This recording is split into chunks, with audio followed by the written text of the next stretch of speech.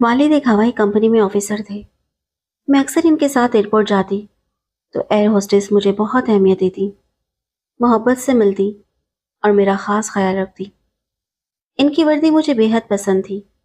میں نے بچپن ہی سے تصور میں خود کو انہی کی طرح ایک فضائی میزبان کے روپ میں دیکھنا شروع کر دیا تھا۔ ہم ایک خوشحال گھرانے سے تعلق رکھتے تھے۔ والد کی آمدنی اچھی تھی، زندگی کی تمام آسائش میسر تھی اور طرز زندگی قابل رشک تھا۔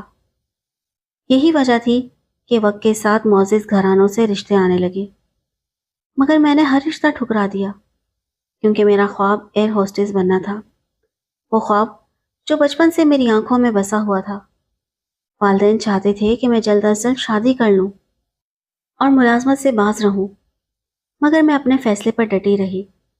والد صاحب نے بالآخر اجازت دے دی اور انہی کے ذریعے میری درخواست جمع ہوئی۔ انہی دنوں ایئر ہوسٹس کی کچھ اسامیاں خالی تھیں۔ میری شکل و صورت اور خود اعتمادی کی وجہ سے بغیر کسی سفارش کے منتخب ہو گئی۔ خوشی کی انتہا نہ رہی، میرا خواب حقیقت میں بدل چکا تھا۔ ٹریننگ مکمل ہوئی اور جلد ہی ڈیوٹی کا آغاز ہو گیا۔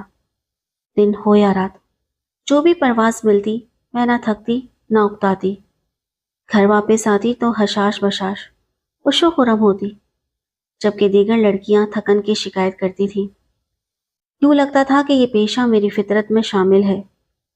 4 سال میں نے بے حد اطمینان سے یہ ملازمت کی، انٹرنیشنل فلائٹس کا تجربہ حاصل کیا اور دنیا کے بیشتر ممالک کی سیر کر چکی تھی۔ والد صاحب اب بیمار رہنے لگے، دل کا عرضہ لاحق ہو گیا تو انہوں نے ریٹائرمنٹ لے لی۔ اب انہیں اپنی بیٹیوں کی شادیاں کروانے کی فکر لاحق ہو گئی۔ وہ اصرار کرنے لگے کہ میں اپنی شادی کے بارے میں سنجیدہ ہو جاؤں، مگر میں ابھی شادی کے لیے تیار نہ تھی۔ میں نے ان سے کہا کہ پہلے میری دونوں چھوٹی بہنوں کی شادیاں کر دیں، پھر میں اپنے لیے خود فیصلہ کروں گی۔ میں کسی انجانے شخص سے بنا جانے سمجھے شادی نہیں کرنا چاہتی تھی۔ ایک لڑکی جو ملکوں ملکوں گھومتی ہو، جو دن رات کی ڈیوٹی کرتی ہو، اس میں اتنا اعتماد آ جاتا ہے کہ وہ اپنی زندگی کے بارے میں خود فیصلے کر سکے، اور میں سمجھتی تھی کہ یہ میرا حق ہے۔ والدین کو میں نے دلائل سے قائل کر لیا، وہ خاموش ہو گئے اور میری چھوٹی بہنوں کے رشتے طے کرنے میں مصروف ہو گئے۔ مزید 2 سال گزر گئے۔ اب مجھے خود بھی فکر لاحق ہوئی کہ کہیں دیر نہ ہو جائے اور پھر کوئی عمر رسیدہ یا پہلے سے شادی شدہ شخص میرا مقدر نہ بنے۔ میری خواہش تھی کہ میرا شریک حیات وہ ہو جو مجھ پر بھروسہ کرے، مجھے آزادی دے، میری ملازمت کو سراہنے والا ہو، نہ کہ روکنے والا۔ ایسے ہی ایک دن ایک بین الاقوامی پرواز کے دوران میری ملاقات فراز سے ہوئی۔ اس کی شخصیت نے مجھے بے حد متاثر کیا۔ وہ بھی میری جانب مائل تھا۔ اس نے میرا فون نمبر اور پتہ مانگا اور میں نے بلا جھجک دے دیا۔ کچھ ملاقاتوں کے بعد ہم نے شادی کا فیصلہ کر لیا۔ پہلے فراز نے مجھے اپنی والدہ سے ملوایا، انہوں نے مجھے پسند کیا اور اپنی رضامندی دے دی۔ پھر ایک دن فراز کو میں نے والدین سے ملوایا۔ وہ ایک سلجھاوا، خوش شکل اور انجینئر تھا۔ والدین کو بھی پسند آ گیا۔ یوں ہمارے رشتے کی بات طے پا گئی۔ شادی ہو گئی۔ میں نے 1 ماہ کی چھٹی لی اور ہم نے یہ یادگار دن خوشی مسرت کے ساتھ گزارے۔ ابتدائی 1 سال تک حالات نہایت خوشگوار رہے، مگر وقت کے ساتھ ساس صاحبہ نے شکایت شروع کر دی۔ در حقیقت میری کوئی دیورانی یا جٹھانی نہ تھی، صرف 2 دیور تھے، اور ساس چاہتی تھیں کہ میں گھر پر رہوں، ان کی خدمت کروں۔ انہیں میری ملازمت کے اوقات پسند نہ آئے۔ میری انٹرنیشنل فلائٹس کی وجہ سے کئی دن گھر سے باہر رہنا پڑتا تھا۔ بعض اوقات 7 سے 10 دن بھی بیرون ملک قیام ہوتا۔ یہ بات ساس کو سخت ناگوار گزرتی۔ وہ کہتی کہ لوگ کیا کہیں گے، کیسی بہو ہے جو گھر میں رہتی ہی نہیں، اور ایسی بیوی کا کیا فائدہ جو شوہر کو راتوں کو بھی اکیلا چھوڑ دے۔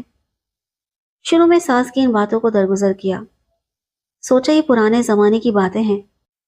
جب فراز کو میری ملازمت سے کوئی مسئلہ نہیں ہے تو وہ جو کہتی ہیں کہتی رہیں۔ رفتہ رفتہ جب وہ فراز کے زیادہ ہی کان کھانے لگی تو وہ بھی الجھن میں مبتلا ہونے لگا۔ ماں کو ناراض نہیں کرنا چاہتے تھے۔ وہ کہتی تھی کہ بیوی سے نوکری چھوڑوا دو، ہمیں اس کی کمائی کی ضرورت نہیں ہے، اللہ کا دیا بہت کچھ ہے. اگر اتنی ہی نوکری کی شوقین ہے تو کسی اسکول میں ٹیچر بن جائے، صبح جائے اور دوپہر کو گھر آ جائے. لیکن یہ دن رات گھر سے غائب رہنا مجھے گوارا نہیں. جو رشتے دار آتے ہیں یہی کہتے ہیں کہ فراز کی بیوی گھر میں نہیں رہتی. یہ ہمارے لیے بڑی بے عزتی کی بات ہے. ایسی نوکری جائے بھاڑ میں. تم کماؤ، وہ گھر بار دیکھے اور آرام سے تمہاری کمائی کھائے. میں بوڑھی ہو چکی ہوں، مجھ سے گھر کی تمام ذمہ داریاں سنبھلتی نہیں ہیں. فراز روز روز ماں کی چیخو پکار سے تنگ آ کر ایک دن مجھے کہنے لگے کہ تم اب ملازمت سے استعفیٰ دے دو، ورنہ اماں مجھے جینے نہیں دیں گی. وہ بہت بے سکون رہتی ہیں تمہاری دن رات غیر موجودگی کی وجہ سے. دراصل ان کا کہنا بھی درست ہے. وہ شوگر کی مریضہ ہیں، سارا انتظام نہیں سنبھال سکتی، تھک جاتی ہیں. انہیں گھر میں تمہاری اشد ضرورت ہے. اس بات کو تم سمجھو یا نہ سمجھو. میں نے کہا فراز، لیکن تم نے تو شادی سے پہلے اجازت دی تھی کہ میں ملازمت جاری رکھوں گی اور تم منع نہیں کرو گے. یہ معاملہ ہمارے درمیان طے پا چکا تھا. فراز بولے. ہوا تھا، مگر عمر بھر کے لیے نہیں، اب مجبوری ہے. ماں پریشان رہتی ہیں، آخر کار ہمیں ہی ان کے بارے میں سوچنا ہے. میں نے کہا وہ خواہ پریشان رہتی ہیں، گھر میں نوکر ہیں، ملازمہ ہے، ان کو کام کی کوئی پریشانی نہیں ہے. میری آپ سے یہ بات شادی سے پہلے طے ہو چکی ہے کہ ملازمت نہ چھوڑوں گی، اور آپ نے منظور بھی کیا تھا. آپ یہ بھی جانتے تھے کہ اس ملازمت کی نوعیت ایسی ہے کہ مجھے کبھی رات دن گھر سے باہر رہنا پڑتا ہے. اپنی والدہ کو سمجھاؤ کہ ہر وقت ملازمت کو ایشو نہ بنائے، ورنہ میرا اور آپ کا تعلق ختم ہو جائے گا. میں نے بھی حتمی بات کہہ دی. فراز نے والدہ کو سمجھایا مگر وہ نہ سمجھ سکی. بولی کہ میرے بیٹے کی بیوی نہیں ہے، سوچا تھا کہ بہو بیٹی کی طرح رہے گی. اب تمہارے چھوٹے بھائیوں کی شادی کرنی ہے، شادی کی تیاری کے لیے بازار کے چکر لگانا، بری بنانا، یہ سب مجھ اکیلے کے بس کی بات نہیں ہے. بتاؤ کس کا سہارا لوں؟ بس تم بیوی سے کہو کہ نوکری چھوڑ دے. ہمارے پاس روپے پیسے کی کمی نہیں، آخر اسے نوکری کرنے کی کیا ضرورت ہے؟ یہ بات تو صحیح تھی کہ فراز اچھی پوسٹ پر تھے اور گھر میں کسی چیز کی کمی نہیں تھی، مگر میں ملازمت روپے پیسے کے لیے نہیں کر رہی تھی. مجھے تو بس شوق تھا، اور انسان اپنے شوق کی تسکین کے لیے کیا نہیں کرتا. یہ بات بعد میں سمجھ میں آئی کہ مرد کی بھی گھر میں ایک حیثیت ہوتی ہے. اگر وہ شوہر ہوتا ہے تو بیٹا بھی ہوتا ہے. دونوں رشتوں میں توازن نہ رہا تو گھر کا شیرازہ بکھر جاتا ہے. اسی طرح 2 سال اور گزر گئے. میرے دیوروں کی شادیاں بھی ہو گئی. وہ ملازمت کے سلسلے میں دوسرے شہر چلے گئے اور اپنی بیویوں کو ساتھ لے گئے. میری ساس کی آرزو پھر ادھوری رہ گئی کہ کوئی بہو گھر میں ان کے ساتھ موجود ہو. سال بعد دیورانی کے بیٹے کی پیدائش ہوئی. ساس خوش ہونے کے بجائے رونے لگی کہ مجھے تو بڑے صاحبزادے کی اولاد دیکھنے کی چاہ تھی، لیکن اس کی بیوی گھر بیٹھے تب نہ. ان کی بات درست تھی، مگر میں 5 سال اور سروس میں رہنا چاہتی تھی تاکہ ملازمت چھوڑنے کے بعد کے فوائد کی حقدار بن سکوں. اس لیے اولاد کے ہونے سے اجتناب بڑھتی جا رہی تھی اور فیملی پلاننگ کے طریقوں پر عمل پیرا تھی. میں نے شادی کو اپنے دفتر والوں سے چھپایا ہوا تھا. ملازمت کے اوقات ایسے تھے کہ بچے کی پیدائش کے مراحل طے کرنا اور اس کی پرورش میرے لیے مشکل تھی. میں کیسے ماں بنتی؟ آج میں مانتی ہوں کہ انسان کے بعض شوق اسے لے ڈوبتے ہیں. اگر مجبوری مالی ہو تو بات اور ہے، مگر میرے ساتھ ایسا نہیں تھا. اولاد بھی ایک نعمت ہوتی ہے اور وقت پر اولاد کا ہونا ہی بہتر ہوتا ہے. میں اس بات کو سمجھ نہ سکی اور ملازمت کے جنون نے مجھے لے ڈوبا. رفتہ رفتہ ساس نے مجھ سے بحث و تکرار بند کر دی اور خاموش ہو گئی. نہیں جانتی تھی کہ ان کی یہ خاموشی کسی خطرناک صورتحال کا پیش خیمہ ہے. جب ان کی آرزو حسرت میں بدلنے لگی تو انہوں نے اپنے بیٹے کے ساتھ مل کر کچھ ایسا منصوبہ بنا لیا کہ مجھے کانوں کان خبر نہ ہونے دی، اور وہ سازش تیار ہو گئی جس نے میرا گھر تباہ کر دیا. ان دنوں میری ساس بیمار تھی. انہیں دیکھ بھال کے لیے کسی ہمدرد کی ضرورت تھی جو بیٹی کا کردار ادا کر سکے. انہوں نے اپنے گاؤں پیغام بھیجوا دیا تو ان کے بھائی نے فوراً اپنی 18 سالہ بیٹی کو ان کی خدمت کے لیے ہمارے گھر بھیج دیا. نبیلہ نے آتے ہی اپنی پھپھو کی دیکھ بھال شروع کر دی۔ وقت پر کھانا بنانا، نہلانا دھلانا، کپڑے تبدیل کرانا، بس تمام کام محبت اور دلجوئی سے کر دی۔ اس نے ہمارے گھر کا سارا انتظام سنبھال لیا اور اپنی پھپھو کو پلنگ پر بٹھا دیا۔ یہی نہیں، فراز کو بھی بہت آرام ملا۔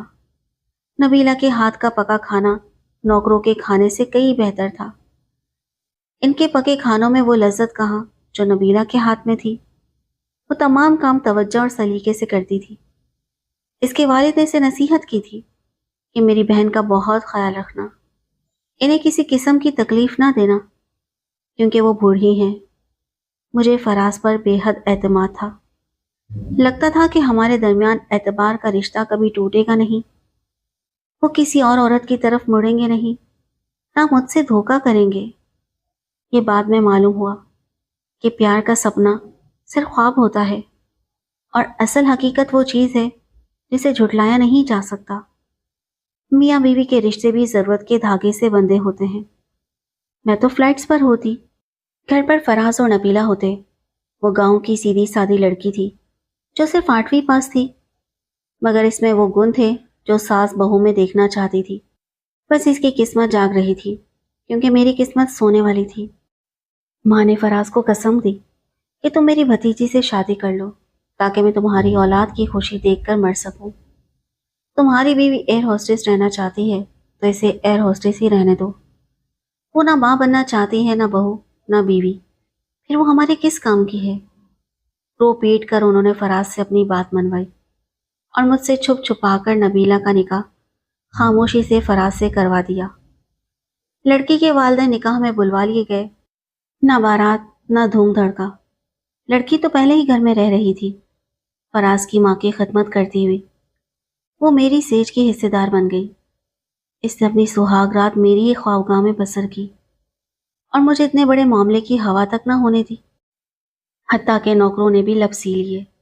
میں گھر آتی، نبیلہ پہلے جیسی بے زبان مسکین خدمت گزار بن جاتی، مجھے کھانا ہاتھ میں دیتی اور میری بھی خدمت کرتی۔ میرے سامنے فراز یہ ظاہر نہ ہونے دیتے کہ ان کا نبیلہ سے کوئی تعلق ہے۔ وہ تبھی ان سے دور دور رہتی، اور جس طرح اس کو میری ساس نے سمجھایا تھا وہ ویسے ہی کرتی۔ سال بعد یہ بھید تب کھلا جب وہ ایک بچے کی ماں بننے والی تھی۔ ظاہر ہے کہ اب اس راز کو کیسے پوشیدہ رکھا جا سکتا تھا۔ جب یہ خبر ساس نے مجھے سنائی تو میرے حواس جاتے رہے۔ پہلے تو جی چاہا کہ ہر کسی کو شوٹ کر دوں، پھر دل چاہا کہ خودکشی کر لوں۔ یہ دونوں کام ہی ناممکن تھے۔ رونے سے توہین کا احساس اور بڑھ گیا۔ کچھ سمجھ میں نہ آیا تو بیگ میں چند کپڑے ڈالے اور ایک سہیلی کے گھر چلی گئی۔ میرے بہت رو چکنے کے بعد اس نے سمجھایا کہ اب میں اس صدمے کو حوصلے سے برداشت کروں کیونکہ قصور میرا ہی تھا۔ روبینہ نے مجھے سمجھایا، عالیہ دیکھو، مرد شادی کرتا ہے تو گھر آباد کرنے کے لیے، اپنے سکھ کے لیے اور نسل آگے بڑھانے کے لیے۔ تم نے فراز کو کون سا سکھ دیا ہے؟ تمہیں تو اپنی نوکری کی پڑی رہی، یہاں تک کہ فراز کو تمہاری ضرورت ہی نہ رہی، اور اب تمہاری عمر 35 سال ہو چکی ہے۔ اولاد نہ ہونے کے لیے گولیاں کھا کھا کر اپنی صحت تباہ کر چکی ہو۔ میں نے حالات کا تجزیہ کیا، قصور اپنا ہی نکلا۔ میں فراز کو نبیلہ کے بغیر دیکھنا چاہتی تھی، جبکہ اب وہ اس کے لیے اہم ہو چکی تھی، اس کے بیٹے کی ماں بن گئی تھی۔ سوچا کہ اب تو بربادی ہو چکی، گھر کی مالکہ دوسری عورت بن گئی، تو اب کس کے لیے ملازمت چھوڑوں؟ بعد میں فراز اور اس کے والدین نے میرے والدین سے معافی مانگی۔ حالات کو دیکھتے ہوئے انہوں نے مجھے فراز سے صلح کے لیے کہا کہ دواؤں کے مسلسل استعمال کی وجہ سے میں ماں نہیں بن سکتی تھی۔ ساس نے بھی مجھے منانے میں کوئی کسر نہ رکھی۔ تب میں اپنے گھر چلی آئی کیونکہ اپنے گھر کے سوا مجھے کہیں سکون بھی تو نہ ملتا تھا۔ اولاد کے علاج کے لیے فراز مجھے لندن لے گئے، لیکن ڈاکٹرز نے بتا دیا کہ میں اب ماں نہیں بن سکتی۔ نبیلہ کو خدا نے 6 بیٹوں سے نوازا۔ اس کا دل شاد اور گھر آباد ہے، اور میں اس کے بچوں کی بڑی ماں ہوں۔ نبیلہ اور فراز نے بچوں کی یہی تربیت کی ہے کہ وہ مجھے بڑی ماں کہیں، سمجھیں اور میرا ادب کریں۔ وہ میرا ادب کرتے ہیں، میں سوتیلی سہی، وہ مجھے ماں ہی کہتے ہیں اور فرما برداری کرتے ہیں۔ یہ خدا کی شان ہے کہ وہ کسی درخت کو پھل پھولوں سے لاد دیتا ہے، اور کچھ عورتیں ببول کی جھاڑیوں جیسی کہ جن پر صرف ببول ہی اگتے ہیں۔ عورتیں خوش نصیب ہوتی ہیں جو ماں کہلاتی ہیں اور ماں کے رتبے کو پہنچتی ہیں، کیونکہ عورت کی عظمت اور شان اسی میں ہے کہ وہ ماں کہلائے۔ میں نے ملازمت چھوڑ دی ہے، مگر اب پچھتاتی ہوں۔ مرد ہو یا عورت، انسان کو چاہیے کہ وہ حقیقی زندگی جیے اور تخیل پرست نہ بنے، کیونکہ غیر قدرتی زندگی بسر کرنے والوں کو سچی خوشیاں نہیں ملتی۔